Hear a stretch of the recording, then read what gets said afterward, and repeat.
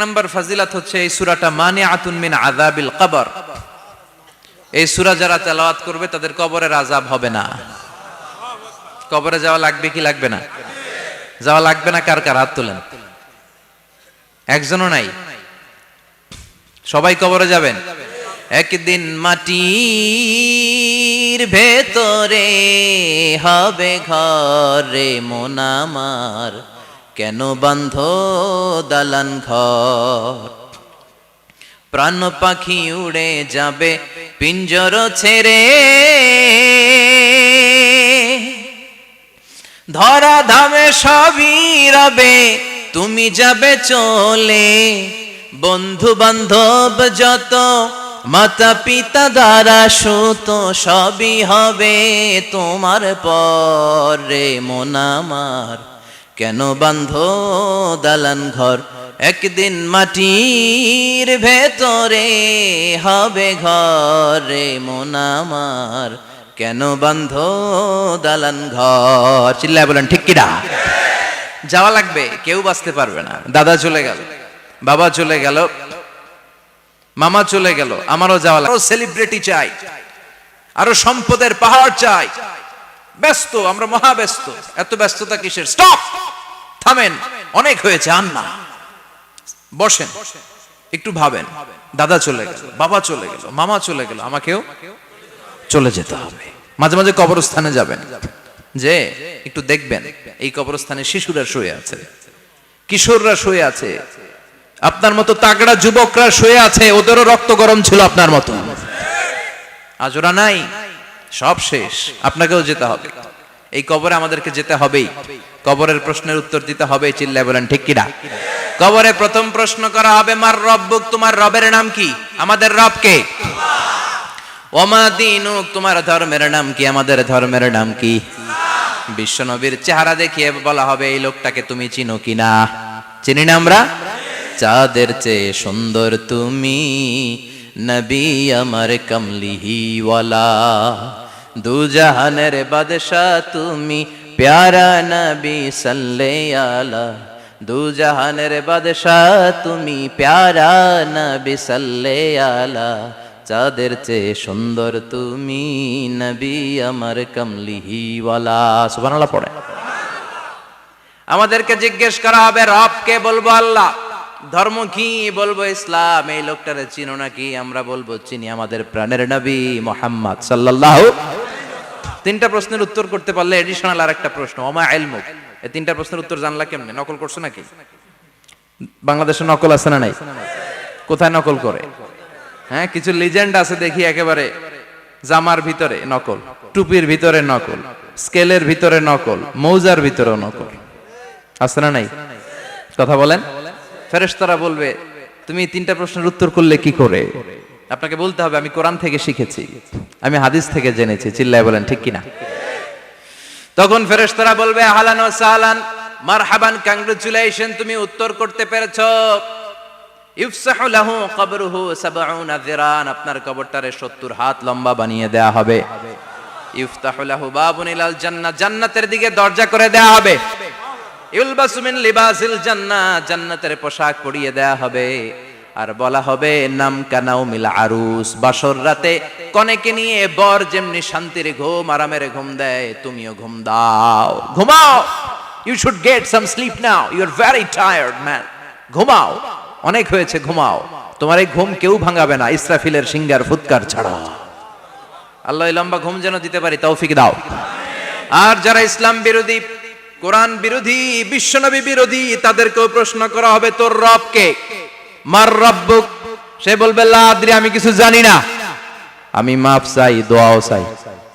কথা কন, জানি না, আমি কিছুই মনে করতে পারছি না, আমি কিছু জানি না, আমার ধর্ম নাই, কর্ম নাই, আমার ধর্ম যার যার, উৎসব সবার, আমার কোনো ধর্ম টর্ম নাই, আমার কোনো নামাজ রোজা নাই, আমার কোনো রব নাই। দ্বিতীয় প্রশ্ন, ওমা দীনুক, তোর ধর্মের নাম কি? সে বলবে, ধর্ম কি? আমি জানি না, আমি ধর্মরে গালি দিতাম, আমি দুনিয়া ইসলাম রে বাস দিতাম, আমি আলেম ওলামাদের বিরোধিতা করতাম, আর শাহবাগের মঞ্চে উঠে ভাষণ দিতাম। আছে না নাই? সব গুমর ফাঁস হয়ে যাবে। ইয়াউমুত তাকাবুন। এরপর বিশ্বনবীর চেহারা দেখিয়ে বলা হবে এই লোকটারে চিনো নাকি? সে বলবে চিনি না, তবে আমার বন্ধুরা তার বিরুদ্ধে ব্লগে লিখতো, আমিও ব্যাড ব্যাড কমেন্টস করে দিতাম, এই লোকটার বিরুদ্ধে আমি কার্টুন বানাতাম, এই বিশ্বনবীর বিরুদ্ধে আমি কথা বলতাম। চিল্লায় বলেন ঠিক কিনা? ফেরেশতারা বলবে লা দারাইতা ওয়ালা তালাইতা, তুই তো কিছুই পারলি না, তুই তো কপাল পোড়া।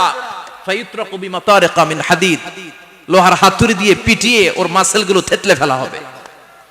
ওয়ায়ুকালু লিল আরদি ইলতাইমি, কবরের দুই পাশের মাটির বলা হবে চাপ দে, এমন চাপ দিবে ফাতাখতালিফা আদলাউহু, ডান পাশের পাজরের হাড্ডি বাম দিকে ঢুকে যাবে, বাম পাশের পাজরের হাড্ডি ডান পাশে ঢুকে যাবে। কিয়ামত পর্যন্ত এই মারামারি চলবে। আল্লাহ এরকম ভয়ঙ্কর পরিস্থিতি থেকে আমাদেরকে বাঁচাও। ওই কবরের আযাব থেকে বাঁচার দরকার আছে না নাই? বিশ্বনবী বললেন যে ব্যক্তি রাত্রিবেলায় সূরাতুল মুলক তেলাওয়াত করবে তার কবরের আযাব হবে না। ইন্না হাযিহি সূরাতুন আযীমা মানিআতুন মিন আযাবিল কবর। এই সূরাটা এমন সূরা, সাধারণ কোন সূরা না। এই সূরাতুল মুলক যে রাত্রিবেলায় তেলাওয়াত করবে তার কবরের আযাব থেকে তারে বাঁচিয়ে দিবে কে? নাম্বার 1 ফাজিলাত, স্ট্যাটাস, মনে থাকবে তো? 2 নাম্বার স্ট্যাটাস শাফাআত লি সাহিবিহা। এই সূরাটা, এই সূরার তেলাওয়াতকারীর জন্য কিয়ামতের দিন সুপারিশ করবে। কোরআন সুপারিশ করবে, চারটেখানি কথা না। কোরআন যদি আপনার বিরুদ্ধে দাঁড়ায় আপনার জান্নাত ক্যান্সেল, আর কোরআন যদি আপনার ব্যাপারে আল্লাহর কাছে রেকমেন্ডেশন করে জান্নাত আপনার জন্য ওয়াজিব করে দিবে কে? এজন্য বিশ্বনবী বললেন শাফাআত লি সাহিবিহা, কিয়ামতের দিন তেলাওয়াতকারীর জন্য আল্লাহর কাছে সুপারিশ করবে। 2টা গেল। 3 নাম্বার বিশ্বনবী বললেন খাসামাত আন সাহিবিহা। এই সূরাটা কিয়ামতের দিন এই সূরার তেলাওয়াতকারীর পক্ষ নিয়ে আল্লাহর সাথে ঝগড়া করা শুরু করে দিবে। আল্লাহর সাথে ডিবেট করবে, ঝগড়া করবে, যতক্ষণ না হাত্তা আদখালাহুল্লাহুল জান্নাহ। হাদিসের টেক্সট হচ্ছে যে যতক্ষণ না আল্লাহ তাআলা তাকে জান্নাতে না ঢুকায় ততক্ষণ ওই সূরার তেলাওয়াতকারীর পক্ষ নিয়ে আল্লাহর সাথে বিতর্ক, ঝগড়া, তর্ক চলতেই থাকবে। সুবহানাল্লাহ। আরো আস্তে বলেন। আবার বিশ্বনবী বললেন মান ক্বারা বিহা ফি লাইলাতিন ফাকাদ আকসারা ওয়া আতওয়াবা। রাত্রিবেলা এই সূরাটা যে তেলাওয়াত করবে পুরো রাত্রিটারে বরকতময় করে দিবে কে? এজন্য বিশ্বনবী আবদার করে, আবেদন করে আমাদের কাছে বলে গিয়েছেন, আমি চাই আমার প্রতিটা উম্মতের হৃদয়ে এই সূরাটা গাঁথা থাক। আমি চাই আমার প্রতিটা উম্মতের সিনার ভিতরে এই সূরার 30টা আয়াত গ্রথিত করা থাক। সুবহানাল্লাহ পড়েন। মাত্র 30টা আয়াত মুখস্থ করতে রাজি আছেন?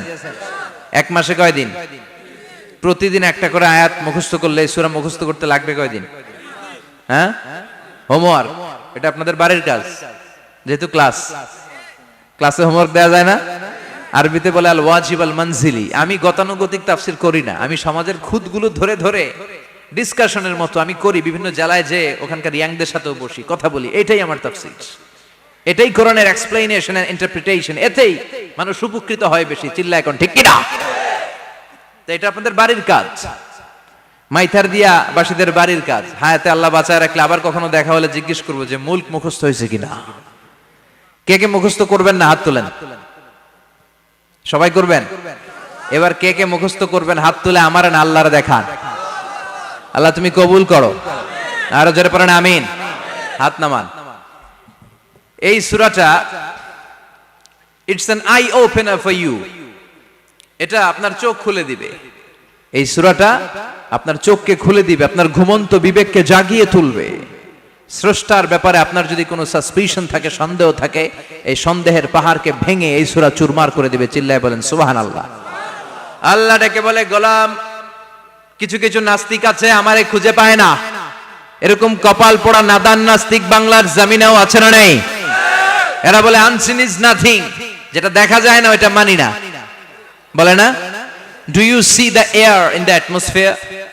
বাতাসে, বায়ুমণ্ডলে যে বাতাস ঘুরে বেড়ায় এটাকে তুমি দেখো, তো মানো কেন? Why do you believe on that?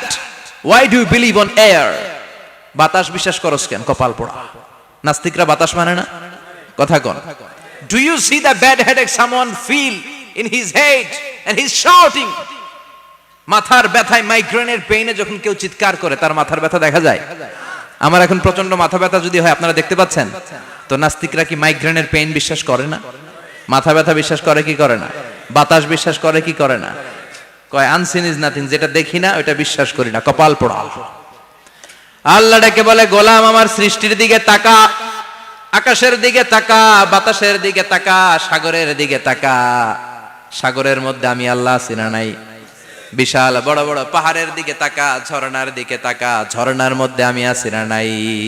ঝর্ণা ঝর্ণা ঝর্ণা রে, বলনা বলনা বলনা রে, কার বিরহে পাগল পাড়া তুই, কার মিলনে ফুল ফসলে ভরা রে তোর দুকুল বই, কার মিলনে, কার মিলনে ফুল ফসলে ভরা রে তোর দুকুল ভুই। ঝর্ণা ঝর্ণা ঝর্ণা রে, বলনা বলনা বলনা রে, কার বিরহে পাগল পাড়া তুই।